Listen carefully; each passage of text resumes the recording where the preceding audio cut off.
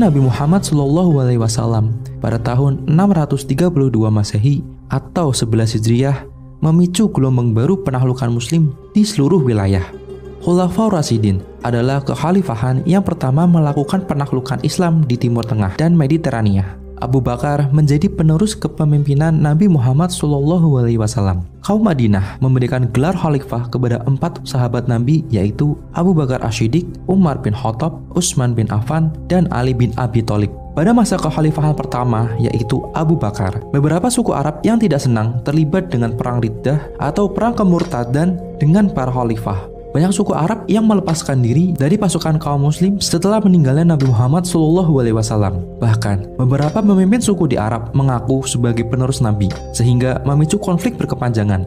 Peperangan dengan suku pemberontak di Arab dapat dengan mudah dimenangkan oleh pasukan Abu Bakar. Setelah mengkonsolidasikan kekuatan khalifah di semenanjung Arab, Khalifah Abu Bakar mulai fokus untuk menyebarkan agama Islam keluar.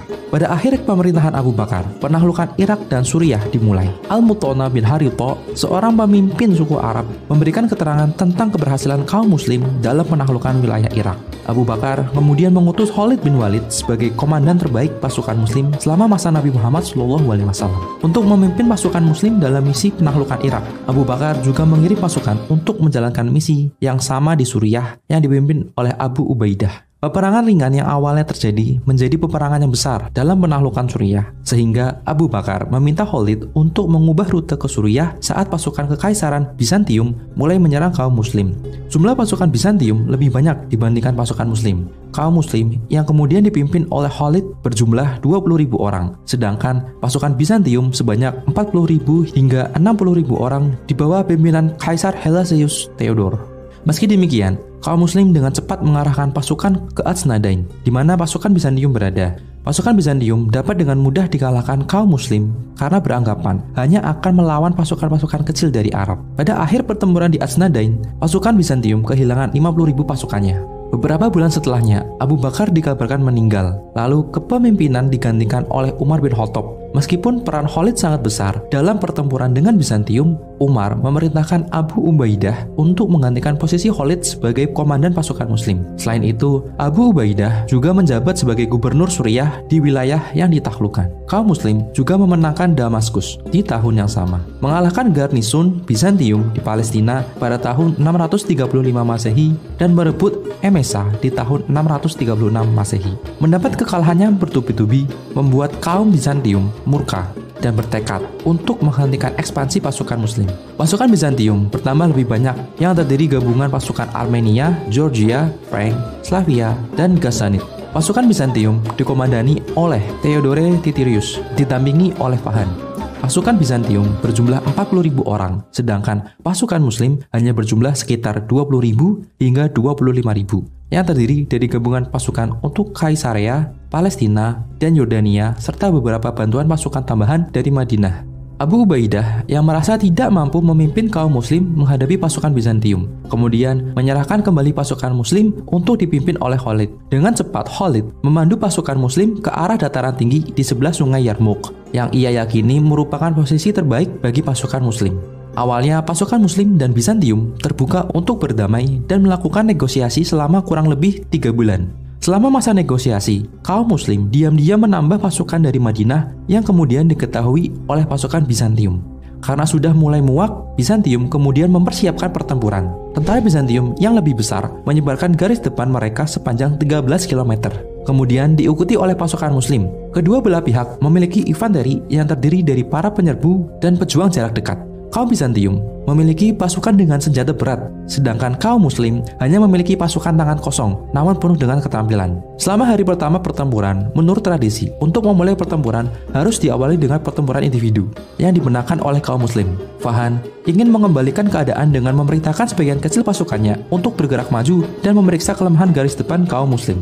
Namun, pertempuran hari pertama tersebut Bizantium mulai mundur. Fahan mengatur strategi baru untuk menyerang kaum muslim saat sholat subuh keesokan harinya. Khalid yang sudah berpengalaman mampu mengatasi kejutan Bizantium dengan mengirim pengintai untuk melakukan patroli di depan pasukan mereka yang lain. Ketika sudah mulai berpapasan, Fahan memerintah pasukannya untuk menyerang. Pada awal pertempuran Bizantium mulai mengalahkan kaum muslim. Pasukan Bizantium mendorong kaum muslim untuk kembali ke tenda. Pada hari kedua dan ketiga pertempuran, kaum Bizantium masih mendominasi serangan kepada kaum muslim. Namun, masih belum berhasil mengalahkan kaum muslim karena strategi Khalid yang mampu menahan serangan. Pada hari kelima, salah satu komando lapangan Armenia di pihak Bizantium mengajukan perdamaian. Abu Ubaidah pun memberikan saran untuk menerima tawaran damai kepada Khalid. Khalid yang memiliki pandangan lain pasca perdamaian menolak ajakan Bizantium dan kemudian memerintahkan pasukan muslim untuk bersiap melakukan serangan penuh pada hari berikutnya. Saat masih malam hari, Khalid mengutus pasukan kavalerinya untuk memblokir satu-satunya jalan yang dilewati oleh pasukan Bizantium. Pada hari itu, pertempuran antar komandan dari kedua belah pihak. Kemenangan Abu Ubaidah atas Fahan dijadikan patokan pasukan muslim untuk mulai melakukan serangan penuh. Serangan kaum muslim yang cepat dan tepat itu memaksa pasukan Bizantium melarikan diri. Tanpa mereka sadari, pasukan kavaleri sudah menghadang jalan yang mereka lewati. Pada akhirnya, pasukan muslim menang atas kaum Bizantium. Atas kemenangan dalam perang dengan Bizantium, Khulafaur Rasyidin berkuasa penuh atas Livan dan Jazirah Arab.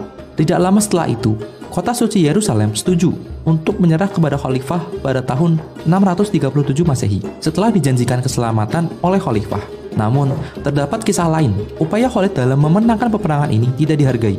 Ketika kembali ke Arab dan menghadap Umar bin Khattab, Khalid dibebaskan dari semua tugas militer dan mengatakan bahwa hanya Allah lah yang mampu membawa kemenangan umat muslim, bukan taktik yang dilakukan Khalid. Meskipun merasa sakit hati atas perkataan Umar, Khalid tidak berniat membalasnya. Ia akhirnya memutuskan untuk pensiun dengan tenang. Sejak meninggalnya Nabi Muhammad SAW dan pensiunnya Khalid, kaum muslim telah menyebar kekuasaan dan agama Islam dari Madinah ke seluruh Jazirah Arab dan Syam. Meskipun hingga akhir, Umar bin Khattab masih menolak mengakui keberhasilan Khalid. Namun tanpa hasil dari kemenangan itu, kaum muslim tidak akan dengan cepat melakukan ekspansi wilayah di Timur Tengah dan sekitarnya.